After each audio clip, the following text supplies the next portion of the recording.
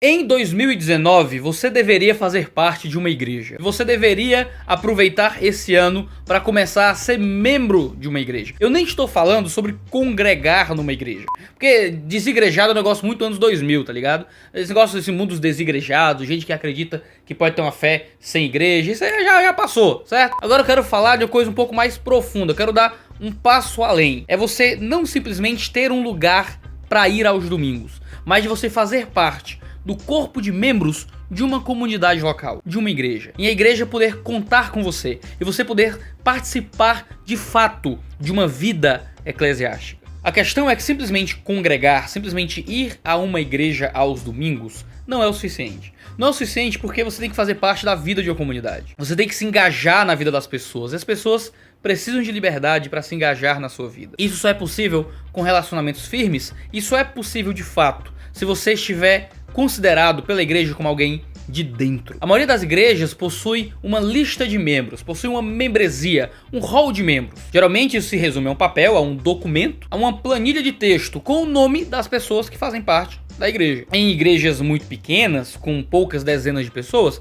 geralmente essa lista não existe, às vezes existe só na cabeça daquele que faz parte da igreja. Então se sabe quem é que está ali dentro da igreja. À medida que essas dezenas vão aumentando e a igreja chega a ter centenas de pessoas, é mais complicado que se saiba quem são os membros da igreja da memória. E então, geralmente as igrejas têm um diretório de membros, onde está registrado o nome das pessoas que fazem parte da vida daquela igreja, que são os membros da igreja. É complicado porque geralmente mega igrejas muitas vezes abandonam a ideia de membresia, e a igreja vira um grande ponto de pregação. Aos domingos, as pessoas aparecem lá e quem está lá indo aos domingos é quem faz parte da igreja, quem é membro da igreja. Mas isso é uma coisa complicada, porque a igreja não é definida pelas pessoas que vão lá aos domingos, mas a igreja é definida por uma lista de pessoas, por um grupo de pessoas que dá liberdade para que outras pessoas entrem na sua vida e que se abrem ao cuidado de Deus através dos outros membros da igreja. Pessoas essas que podem ser excluídas da vida da igreja.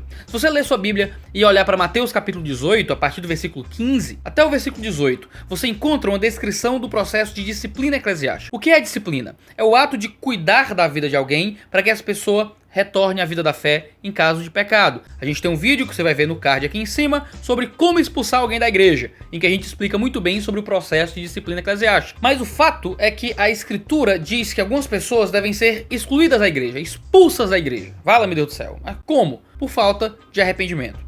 Qualquer pessoa que vive uma vida de pecado não arrependido e que uma vez confrontada por um irmão, confrontada por um grupo, confrontada por toda a igreja e convidada a se arrepender do seu mau comportamento, ela se recusa a se arrepender, ela tem que ser excluída da vida da igreja. É uma sanção que a igreja dá a essa pessoa, de forma que ela agora é considerada descrente. Não mais membro da igreja, mas um ímpio a ser evangelizado. Se a membresia da igreja, aqueles que são considerados membros da igreja, são simplesmente aqueles que aparecem no domingo, aqueles que vão ao pequeno grupo, você não tem como ter o controle daqueles que são membros da comunidade, tratados como cristãos, e aqueles que são excluídos da comunidade, descrentes. O termo mais católico, né, excomunhão, é um termo bíblico e correto porque fala de alguém que é excluído da comunhão. Isso significa, por exemplo, que a pessoa é excluída da ceia. Ela não pode mais comer da carne e beber do sangue de Jesus ali no pão e ali no vinho. Você precisa saber quem são aquelas pessoas dentro daquele ajuntamento que são de fato membros da igreja e quais são excluídas da igreja. Você tem que ter uma lista muito clara na sua cabeça, que geralmente se dá através de nomes num papel, para descrever quem são os membros de uma comunidade. Você não pode ser excluído de uma comunidade da qual você não participa. Você não pode ser removido de um grupo se não for muito claro que você faz parte desse grupo. A exclusão da vida da igreja, que se dá em Mateus 18, não inclui que a pessoa é proibida de participar do culto. E a pessoa é proibida de entrar no prédio da igreja para ouvir o evangelho, porque não se proíbe ninguém de entrar na igreja para ouvir o evangelho. Mas a pessoa tem que ser considerada pela comunidade como alguém que foi excluída da vida da fé e que precisa ser retornada à vida da fé através do arrependimento. O que é que difere esses dois tipos de pessoas? As pessoas que simplesmente vão aos domingos para a igreja e as pessoas que fazem parte da vida da igreja. É justamente o que a gente chama de membresia, o hall de membros, a lista de membros de uma comunidade local. Essas pessoas que têm o nome nessas listas geralmente assinam um tipo de pacto que se dá entre aquelas pessoas. Algumas igrejas realmente assinam um documento, outras igrejas simplesmente conversam a respeito e é algo ali subentendido que se espera daquela pessoa que faz parte da membresia. Geralmente que ela participe das assembleias da igreja, que ela participe dos cultos no domingo, que ela atue em algum serviço, em algum ministério, que ela ajude a contribuir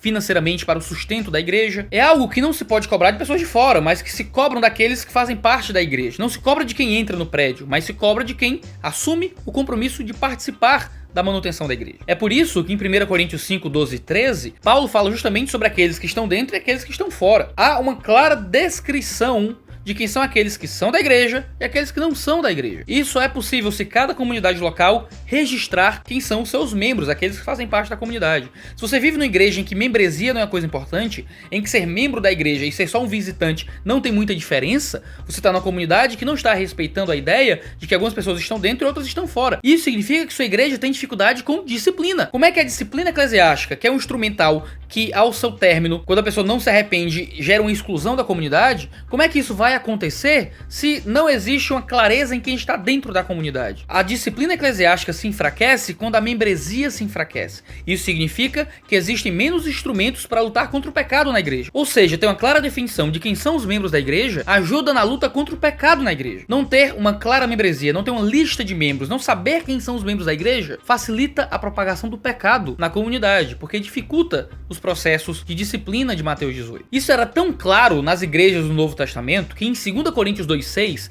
Paulo fala sobre disciplina eclesiástica que bastava àquele homem que estava sendo disciplinado uma punição pela maioria. A igreja da cidade de Corinto sabia quem eram seus membros. Tinham claramente definido quem eram as pessoas que compunham aquela comunidade, de uma forma que eles podiam contar essas pessoas. Contar de tal forma que eles podiam definir uma maioria. E a maioria tomando determinada decisão sobre a disciplina de alguém era o que validava aquela disciplina. Isso não se dá simplesmente por um grupo de pessoas imenso que se amontoa no domingo. Isso se dá sobre um grupo de pessoas muito bem definido e contável, que toma decisões a respeito da vida da igreja. Sem uma membresia, você não tem a definição de maioria. Porque para as igrejas do Novo Testamento, eles sabiam quem eram seus membros e podiam contar os seus membros. Isso cobra uma listagem muito clara de quem eram os membros da igreja. Porque a igreja de Corinto podia contar quem eram aqueles que tomavam decisões sobre a vida das pessoas na igreja. Tanto que em 1 Timóteo, quando Paulo fala sobre as viúvas que eram ajudadas pela igreja, Paulo fala claramente de uma lista.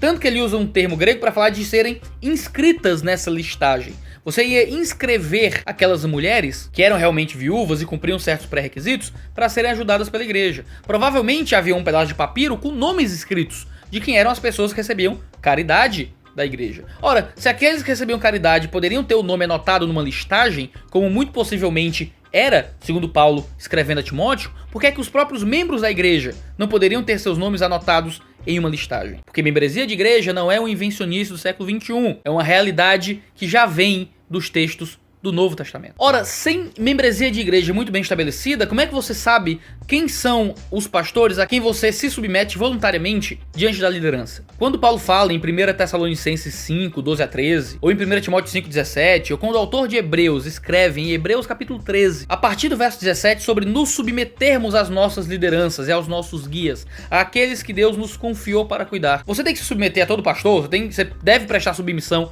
a qualquer homem que se diga autoridade espiritual? Claro que não. Como é que você sabe a quem você tem que se submeter como cristão? Um homem que é líder da sua casa, ele não é líder de todas as mulheres, ele é líder da sua família. A mulher que é submissa ao seu marido não é submissa a todos os homens, é submissa ao homem ao qual Deus a confiou. Um cristão não presta submissão e obediência a qualquer liderança espiritual que apareça à sua volta. Um pastor não é responsável pelo cuidado das vidas de qualquer pessoa que se diga cristã. Existe um cuidado que se dá dentro de cada comunidade local. Saber quem é membro de onde, saber quem participa de qual igreja, saber quem são aqueles que se dedicaram ao papel de participar de uma comunidade, é o que dá ao pastor o poder de cuidar com mais clareza e com mais cuidado e eficácia da vida de alguém. É o que lhe dá a tranquilidade de saber que existe uma liderança específica sobre a sua vida. Coisa que só é possível se nós nos submetermos a Deus em uma vida de igreja. Não simplesmente frequentando aos domingos, mas participando ativamente de de sua lista de membros. Em 1 Pedro 5, 2-3, Pedro fala que os pastores devem liderar e cuidar daqueles que são a sua porção, aqueles debaixo do seu cuidado,